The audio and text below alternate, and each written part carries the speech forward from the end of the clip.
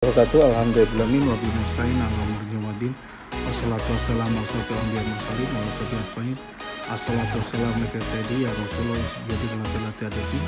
Alhamdulillah la nikmatul Islam wal iman wa kafar bima. Kembali lagi dengan saya Ridwan Bali, founder SKDA dan LSC. Silakan lihat materi yang baru ini.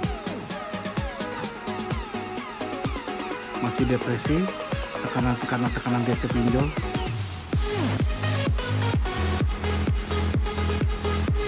masih belum tobat atau belum kapok, masih lakukan maksiat, pinjol dan gali lubang tutup lubang. Jika masih, coba Anda lihat lebih jauh lagi. Masih menganggap enteng bayar riba pinjol, atau masih mengurung diri karena malu dan masih mau kompromi dengan DC pinjol sehingga masih mau ditekan-tekan oleh pinjol. SKD akan bantu Anda tentang teror pinjol dan pada saat galbay. Teror pasti berlalu, sob. Tapi tenang aja, teror tersebut adalah suatu proses yang memang harus Anda lewati pada saat Anda galbay pinjol atau gerakan gagal bayar.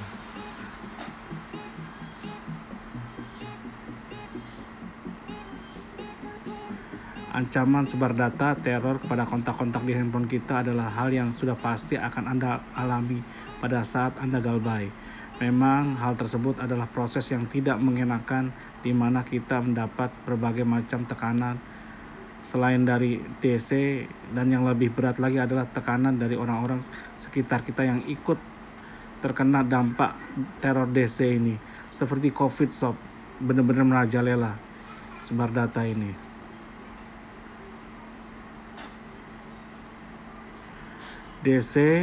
Cara DC meneror Anda adalah dengan menyerang sisi psikologis Anda serta lingkungan terdekat Anda, bahkan orang tua dan keluarga, merusak reputasi dan nama baik Anda.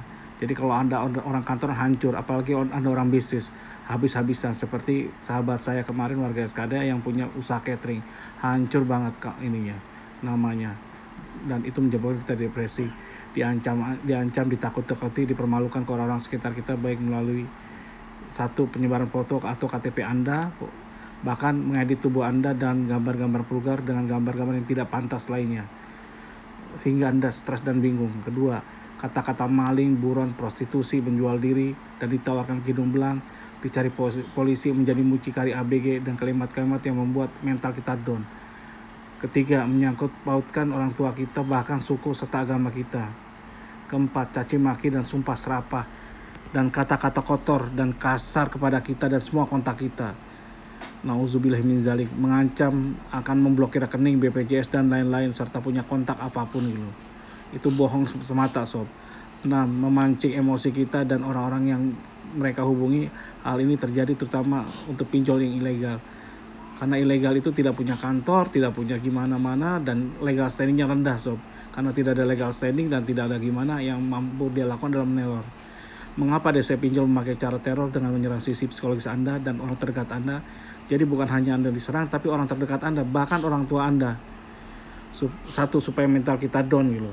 Jadi mereka menyerang Anda itu supaya mental Anda down dan tidak bisa. Kedua, menjadikan orang-orang sekitar Anda atau kita semua sebagai DC kedua atau kepanjangan tangan mereka dengan menagih kita. Karena sebenarnya pinjol ilegal tidak mempunyai DC, lapangan, dan tidak ada legal standing, kantor aja ngumpet. Ketiga, setelah kita merasa down dan tidak kuat dengan tekanan orang sekitar kita, maka kita akan membayar hutang pinjol. Kita baik hutang baru ke pinjol lagi, atau gali lubang tutup lubang itu, atau ke orang tua kita atau bahkan teman-teman kita. Jadi kita akan melakukan gali lubang tutup empang gitu. Solusinya, satu, tobat. Kedua, tobat, dia gak ngeriba lagi. Kedua, kuatkan ibadah dan doa. Ketiga, tetap tenang, jangan panik, kuatkan mental dablek kayak saya yang super dablek ini. Keempat, kondisikan kontak secara terus menerus agar kondusif dan selalu minta maaf. Dan kalau dia marah-marah, orang-orang yang marah pada Anda, diam saja. Tidak perlu melakukan pembelaan, tidak perlu melawan, tidak perlu ngapa-ngapain. Diam lebih baik. Jangan terpengaruh dengan ancaman dan intimidasi, serta jangan lakukan tindakan pidana lainnya. Jadi Anda jangan sampai melakukan tindakan pidana gara-gara untuk bayar hutang pinjol ini. tutup semua akses sosmed, medsos dan yang lain lah. Bila perlu Anda punya nomor telepon khusus untuk diri Anda sendiri, dan untuk WA yang dihubungi pinjol, bilang aja ke mereka bahwa nomor ini adalah aktif hanya seminggu sekali atau sebulan sekali, biar aja. Jadi kalau Anda gak kuat baca WA, gak usah baca gitu. Ketujuh, hadapi semua dengan tenang dan penuh keyakinan. Kedelapan, yakin bahwa semua ini adalah proses yang harus dilewati dan segera lepas dari jeratan pinjol. Yakin Anda bisa melewatinya, yakin Anda bisa mengembalikan pengembalian pokoknya dan yang lainnya.